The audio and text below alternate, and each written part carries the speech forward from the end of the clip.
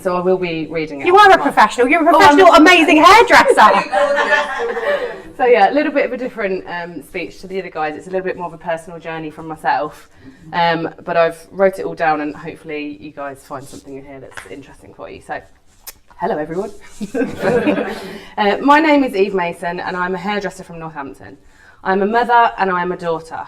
But today, that is not why I'm standing here. I'm standing here today because I was a victim. A victim of coercive control and stalking. And today I am going to share my story. Not because it's easy, but because it matters. Because if even one person in this room hears something that helps them recognise their own situation or finds the strength to leave, then every word will be worth it. In March 2018, I met a man. He was everything you would expect someone perfect to be. Charming, attractive, funny and polite. The kind of man that people instantly warmed to. The kind of man your friends approved of. The kind of man your family trusted. And very quickly, I fell in love with him too. But what I did not know then, what nobody could see, was that this man I fell in love with was not the man he truly was. By January 2019, I was pregnant with his child. And that should have been the happiest moment of my life. But instead, that was the moment everything began to change. Not suddenly, not dramatically, not obviously. There was no single moment where I thought, this is abuse. But that's not how it works. It begins quietly, subtly, almost invisibly. The words came first, small comments, little criticisms, things that on their own might not seem much, but over time those words began to chip away at me, at my confidence, at my identity, at my sense of self, until one day I didn't recognise myself anymore.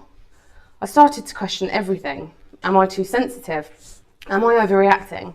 Is this my fault? That is gaslighting. Then came the loneliness. He would stay out late, sometimes all night, and I would sit there waiting, pregnant, alone, wondering why I wasn't enough. Then we moved to a quiet village, a secluded village, away from my friends, away from my support system, until slowly he became the only person I had. And if I chose to see anyone else, I was punished. Not with shouting or with violence, but with silence. Cold, calculated silence. And over time, I learnt that it was easier not to go out, not to see people, not to socialise at all. And without even realising it, I became isolated. That is how isolation works. Then came the control. Questions that sounded normal at first. Where are you? Who are you with? What time will you be home? But they weren't questions, they were monitoring, checking, tracking. Phone calls turned into FaceTime calls so he could see my surroundings, see who I was with, see where I was. That was surveillance. Then came the fear, the smashing of plates, the punching of walls, the throwing of objects, the raised voices, the tension in the air that made me feel like there was something worse round the corner at any moment. That is intimidation. Then came the financial abuse. Money that should have paid our bills went on him spending it on drugs and gambling. I was heavily pregnant and I couldn't work. I had no income of my own. And every day I lived in fear, not knowing if we would be able to pay rent or keep a roof over our heads. That is financial abuse. And the hardest part of all of this, it all happened behind closed doors. To the outside world, he was still charming, still polite, still the perfect man. So who would believe me? Who could I even tell? Because from the outside looking in, I looked like the problem. In September, my daughter was born, and at that moment should have been magical. It should have been filled with love, support and happiness. But instead, it became the darkest time of my life. The day I gave birth, he went missing. He wasn't by my side. He wasn't supporting me. He was found in a casino. And from that moment on, I realised something devastating. I was raising my daughter alone. Sorry. Even though she had a father. Sorry. It's all right.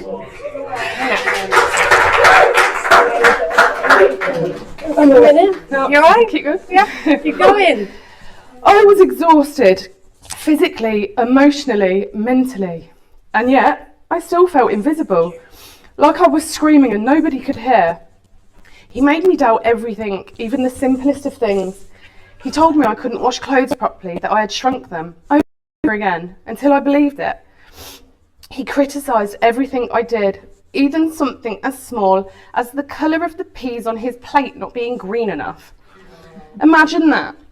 Imagine being made to feel like you are failing over peas. Nothing I did was ever good enough. That is humiliation. And despite everything, I still stayed. Not because I was weak, not because I was conditioned, because I was scared, because I didn't know how to leave. Because when someone tells you again and again that no one will ever love you, you start to believe them.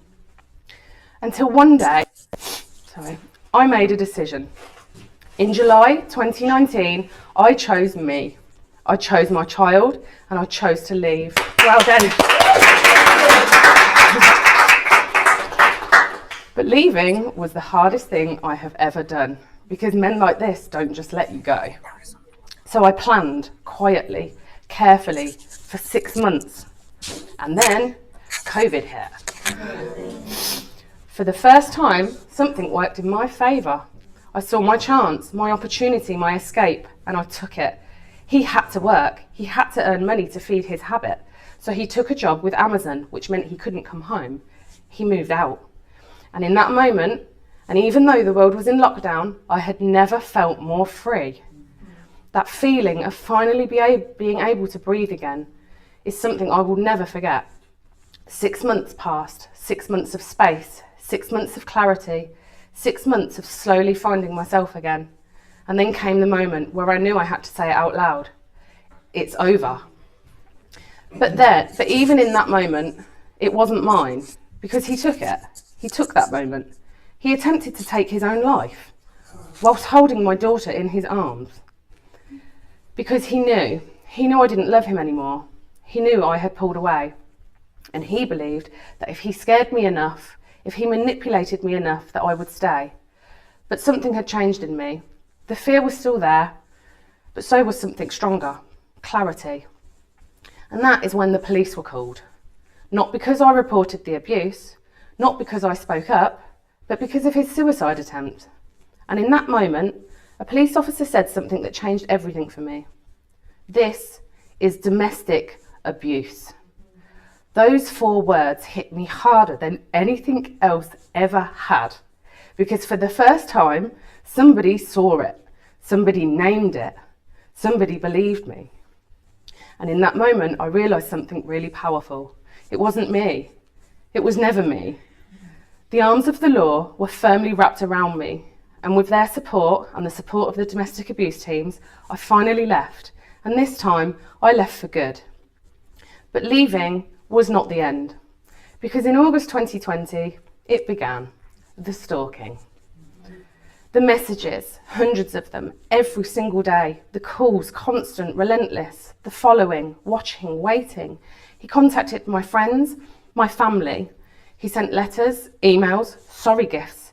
He even found ways to message me through platforms like eBay and Snapchat. I blocked his number, he got a new one every time. There was nowhere I could go, nowhere I felt safe. He would follow me in my car, he would turn up at shops, he would sit outside my daughter's nursery. Imagine that feeling, knowing that no matter where you go, somebody is watching. It was relentless. And once again, I felt trapped. But this time, I wasn't the same woman. This time, I fought back. I reported everything, every message, every call, every sighting.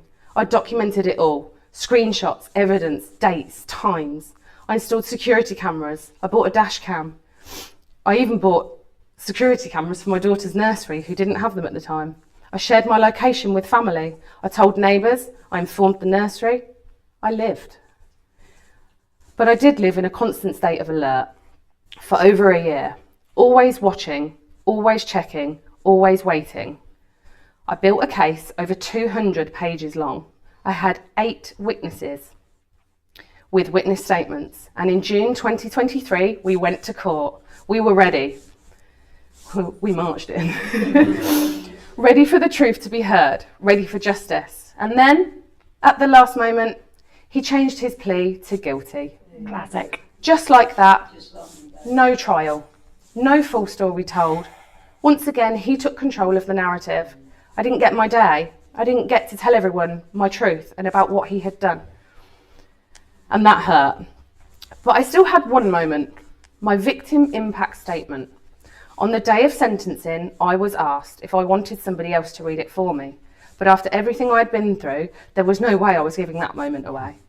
I stood in the box, hands shaking, heart racing, eyes filled with tears. I took 2 deep breaths and I spoke. I spoke my truth. I told the court what he had done to me, how he had changed me, and how he had broken me. When I had finished, I looked up and there he was, looking straight at me, laughing. In that moment, I realised something. He hadn't changed. No. He never would. But I had.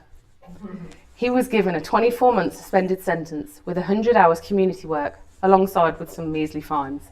But I was given something more powerful, freedom. A 5-year restraining order, a protection order, and full custody of our daughter. Protection. For the first time in years, I was truly free. But freedom doesn't mean healing is instant. I spent 30 weeks in domestic abuse therapy, and I learnt some things that changed the way I felt about the whole situation. It took away a lot of the guilt I had about the choices I thought I had consciously made. I did not fail by staying. It was in fact a trauma response, a protection mechanism my brain had chosen to do to protect me. I left exactly when it was safe to leave. The most dangerous time for a woman is when she tries to leave. A woman dies at the hands of a male partner every 3 days in the UK. My healing journey could finally begin. But healing is not a straight line. I want to be honest with you. Surviving doesn't mean you forget. It doesn't mean that you don't carry it anymore. Because I do. I carry it. In the way that I look over my shoulder, in the way I double check the locks at night, in the way my heart still races when the sound of an unknown caller rings my phone. I carry it. I carry it in the questions my daughter asks me. Why can't I see my daddy? And in those moments, my heart breaks all over again, because no child should ever have to ask that question, and no mother should ever have to answer it. I carry it in the quiet moments when the world stands still and everything I went through comes rushing back. But I also carry something else now. Strength. The strength that I never knew I had. Because despite everything, I am still here. I am still standing. Today, my life looks very different. I have found love again.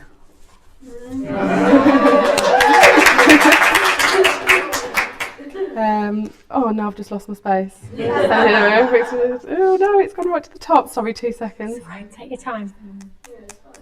My damn ring. Sorry. Here we go, we're getting there. Here we go. Right, so I have found love again, a healthy love, a kind of love that listens, that respects, that trusts, that's honest, and that takes accountability. A love that I am happy for my daughter to grow up watching, which proves that not only did I survive, but I rebuilt. I rebuilt a life, I rebuilt my confidence, I rebuilt a safe, loving world for my daughter, and most importantly, I rebuilt myself. So if you take anything from this story today, please let it be this. You are not weak for staying, you are not foolish for loving, and you are not broken for believing someone could be better. And when the time comes, you will find the strength to leave. Not when someone tells you to, but when you are ready, when it is safe, when it is right for you. And on that day, even if you feel terrified, even if you feel like you're falling apart, you are not falling, you are rising. Rising out of the fear, out of the control, and rising out into a life that is yours again. Everything I lost led me to who I am today. And today, I am not just surviving, I am living. And I promise you, you can too. My name is Eve Mason. I am a hairdresser from Northampton. I am a mother, a daughter, and I'm an empowered woman who survived domestic abuse.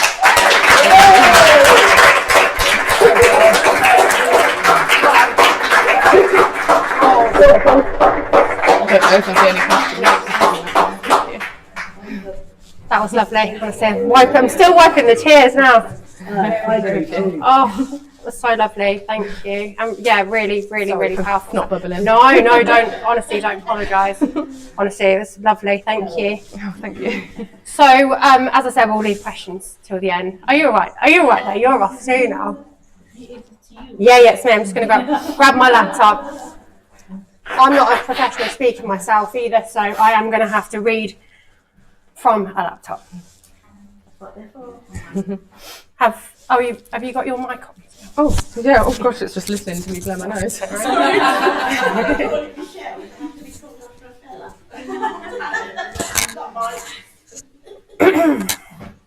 So, hello, my name is Hannah. I'm helping organise with Shanu. I am a survivor myself of domestic violence.